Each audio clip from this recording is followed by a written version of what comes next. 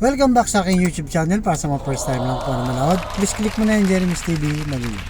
Anyway guys, wala nang bayad, libre lang, tulong mo na lang din sa kapwa mo. Alright, thank you very much po.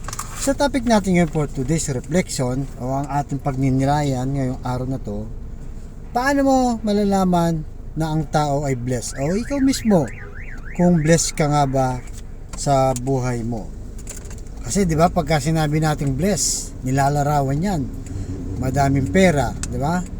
Milyon ng savings mo sa bangko, marami kang kotse, marami kang mga bahay, marami kang mga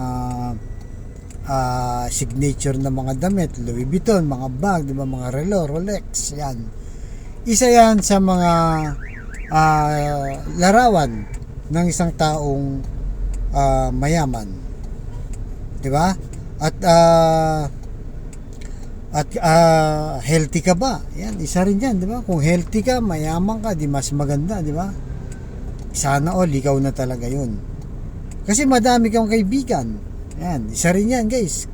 Pag marami kang kaibigan, tinuturing ka na rin na isang mayaman. Kaya nga sabi sa Salmo, chapter 1, verse 1, mapalad ang taong hindi namumuhay ayon sa payo ng masasama o sumusunod sa mga maling halimbawa at hindi nakikisama sa mga taong nangungutya. So yun guys, mapalad daw tayo pag mga kaibigan natin o mga nakapaligid natin ay mababait, di ba? Bakit hindi naman sunod ang pera dito? Dahil hindi lang naman din yun ang sukatan, di ba? Mayaman ka o blessed ka kapag yung mga kaibigan mo ay nagpapayo daw ng mga magaganda. Halimbawa, di ba, nag-away kayo ng asawa mo, mag-usap na lang kayo ng mabuti. Kasi kailangan isalban niya kasi may mga anak kayo, di ba? So kung namumblema ka man, di ba, sa pera, magsumikap ka, hanap ka ng ibang negosyo mo para kumikita ka ng ibang para may kita ka pa na iba, di ba? Yun yung sinyalis na mayaman ka sa kaibigan at blessed ka. Pero yung mga kaibigan mo guys, di ba, mga masasama, pinapayo ka, nag-away kayo ng asawa, hiwalay mo na yan, maghanap ka na lang, di ba? Di ba? Ang dami-daming dyan, mga babae, di ba? Bakit ka nagpapakamatay dyan? Kahit may anak kayo, di kunin mo na lang yung anak mo, sana lang mag-alaga, sustentuhan mo na lang, mga ganun, di ba? Pagka nasa opisyal naman ng gobyerno, mangurap ka na lang. Total, lahat nangungurap. Ikaw na lang hindi nangungurap. Mapag-iwanan ka niyan, 3 taon lang ang terms mo. Di ba? Pagkatapos niyan, baka matalo ka na, may malakas na kakandidato. So sayang, ngayon pa lang mangurap ka na. Di ba? So maraming mga halimbawa, di ba? Talagang napapasama ka o dahil sa kaibigan niya. Kaya dapat mong gawin, siguraduhin mo na yung nasa paligid mo ay mga mabubuting tao. Iyan ay sinyalis na isa ka ng bless. Dahil kahit hindi ka ganun kayaman, dahil alam naman natin guys, hindi naman lahat ng tao mayaman, lalo na dito sa ating bansang Pilipinas, bihira ang mayaman. Karamihan ay ordinaryong tao at mahirap. Mas marami ang mahirap. Bibihira lang ang mayaman. So yun ang ating mga pagninilayan na dapat sana, di ba? Pipili tayo ng mga kaibigan na makakatulong sa atin na magiging maganda yung desisyon natin dahil sa kanilang payo, di ba? Hindi porket mayaman naman wala ka na magiging problema. Okay? So yun po ang hihingin natin sa Diyos na sana yung mga kaibigan natin ay mga mababait at mabubuti, para makapag-desisyon tayo ng tama. Hindi yung nakakasama pa sa ating buhay, later on talo tayo.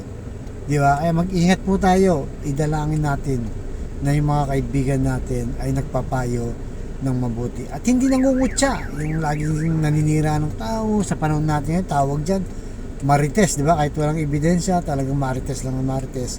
Para lang mapag-usapan at may masiraang tao. Kaya sa kapatid natin ngayon nanonood sa aking vlog na may matindihang karamdaman, problema sa pamilya at problema rin sa financial, Sabayin mo ko sa napakasimpleng dasal kung ikay maniwala at magtiwala. Lalong-lalo na kung ikay manampalataya sa ating Panginoong Yesus, ay tsak yun. Kanyang ipagkakaloob sa iyo sa tamang panahon. Kaya tayo manalangin, Lord, i-bless niyo po ang kapatid naming nanonood sa aking vlog na malubha na po ang karamdaman. Stage 4 cancer na, Lord. May taning na po sa buhay. Ipuhin niyo po, Lord, ng iyong mapagpagaling na kamay. Haplosin niyo po, Lord. Yakapin niyo po ang kapatid namin ito. Tanggalin niyo po yung kanyang karamdaman para sa kanyang pamilya. At ganun din po, Lord, sa mga